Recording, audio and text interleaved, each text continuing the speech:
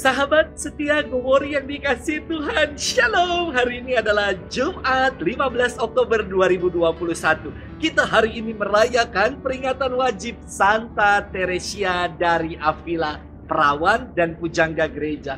Santa Teresia dari Avila juga dikenal dengan sebutan Santa Teresia dari Yesus.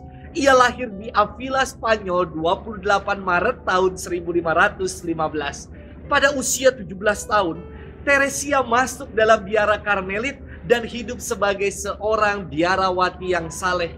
Setelah mengucapkan kaulnya, Teresia sakit keras dan kondisinya diperparah karena bantuan medis yang tidak memadai. Kesehatannya tidak pernah sepenuhnya pulih sampai dengan akhir hidupnya. Suatu hari, di hadapan lukisan Yesus, Teresia merasakan suatu kesedihan yang mendalam bahwa selama ini ia tidak mampu mencintai Tuhan dengan sepenuh hati. Sejak itu, Teresia mulai hidup hanya bagi Tuhan saja. Ia tidak peduli betapapun besarnya pengorbanan yang harus dilakukannya. Siang malam Teresia berdoa, menghabiskan waktu untuk membangun relasi dengan Tuhan. Ia diberi karunia untuk mendengar dan berbicara dengan Yesus. Teresia mulai menerima berbagai penglihatan, vision, maka ia disebut sebagai seorang mistikus. Selain itu, Teresia juga disebut pujangga gereja. Ia menuliskan pengalaman-pengalaman rohaninya yang sangat mendalam. Dua karyanya yang sangat terkenal adalah Jalan Kesempurnaan dan Puri Batin. Santa Teresia meninggal di Salamanca, Spanyol pada 4 Oktober tahun 1582 di usianya yang ke-67 tahun. Hari ini kita akan bersama-sama merenungkan firman Tuhan yang diambil dari Injil Lukas 12 ayat 1 sampai dengan 7. Mari kita siapkan hati kita. Haleluya, haleluya, haleluya. Tunjukkanlah kiranya kasih setiamu ya Tuhan, sebab padamulah kami berharap. Haleluya, haleluya, haleluya. Tuhan bersamamu dan bersama rohmu. Inilah Injil suci menurut Santo Lukas, dimuliakanlah Tuhan. Sekali peristiwa, berkerumunlah beribu-ribu orang sehingga mereka berdesak-desakan. Yesus lalu mulai mengajar pertama-tama kepada murid-muridnya, katanya, waspadalah terhadap ragi, yaitu kemunafikan kaum Farisi. Tiada sesuatu pun yang tertutup yang takkan dibuka, dan tiada sesuatu pun yang tersembunyi yang takkan diketahui. Karena itu, apa yang kalian katakan dalam gelap akan kedengaran dalam terang, dan yang kalian bisikkan ke telinga di dalam kamar akan dimaklumkan dari atas atap rumah.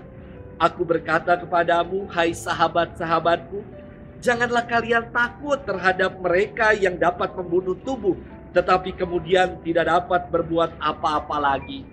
Aku akan menunjukkan kepadamu siapakah yang harus kalian takuti. Takutilah dia yang setelah membunuh mempunyai kuasa untuk melemparkan orang ke dalam neraka. Sesungguhnya aku berkata kepadamu, takutilah dia. Bukankah burung pipit dijual 5 ekor 2 duit? Sungguh pun demikian, tidak seekor pun dilupakan Allah. Bahkan rambut kepalamu pun terhitung semuanya. Karena itu, jangan takut, karena kalian lebih berharga daripada banyak burung pipit. Demikianlah sabda Tuhan. Terpujilah Kristus. Sahabat setia Gowori yang dikasihi Tuhan, Shalom. Satu pengalaman berkesan di tanah Papua yang selalu saya kenang adalah ketika mempersiapkan 1000 roti berkat yang akan dibagikan kepada umat. Bersama dengan 20 mama-mama, kami mulai dengan menyiapkan adonan untuk membuat roti-roti itu. Ada mama yang terheran-heran saat adonan yang tadinya kecil menjadi besar beberapa waktu. Ya, itu semua karena ragi yang membuat adonan menjadi berkembang. Sahabat setia Gewori yang dikasihi Tuhan, dalam firman hari ini, serial kecaman Yesus kembali ditujukan kepada kaum Farisi. Ia bersabda, waspadalah terhadap ragi, yaitu kemunafikan kaum Farisi. Yesus mengibaratkan kemunafikan orang-orang Farisi seperti ragi. Sedikit saja dicampurkan dalam adonan, namun membuat adonan menjadi besar. Kemunafikan juga demikian, sedikit-sedikit lama-lama menjadi bukit. Kata munafik berakar kata Arab nifak, yang berarti berpura-pura, bermuka dua, atau menampakkan yang baik dan menyembunyikan yang buruk. Menurut Kamus Besar Bahasa Indonesia, kata munafik diartikan dengan sangat bagus, yakni berpura-pura percaya atau setia kepada agama dan sebagainya. Tetapi sebenarnya dalam hatinya tidak, suka mengatakan sesuatu yang tidak sesuai dengan perbuatannya. Sikap inilah yang dikecam oleh Yesus. Ia bersabda, tiada sesuatu pun yang tertutup yang takkan dibuka, dan tiada sesuatu pun yang tersembunyi yang tidak akan diketahui. Maknanya jelas bahwa Allah yang Maha Tahu, dan bahkan seluruh rambut di kepala kita terhitung jumlahnya. Sahabat setia Gewori yang dikasihi Tuhan, sikap mendua hati atau sekedar berpura-pura dalam hidup beriman merupakan persoalan yang perlu kita sikapi. Iman yang tanpa perbuatan atau sekedar mengenakan topeng-topeng kebaikan adalah iman yang palsu atau iman imitasi.